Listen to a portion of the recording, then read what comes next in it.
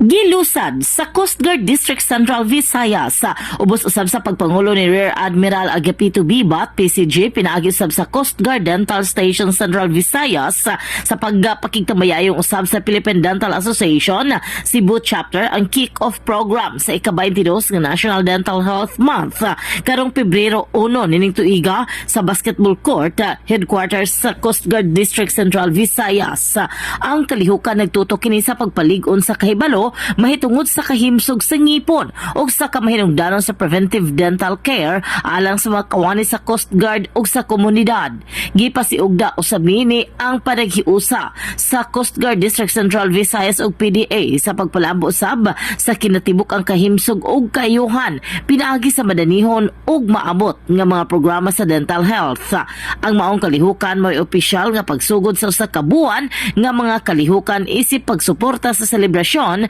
sa National Dental Health Month.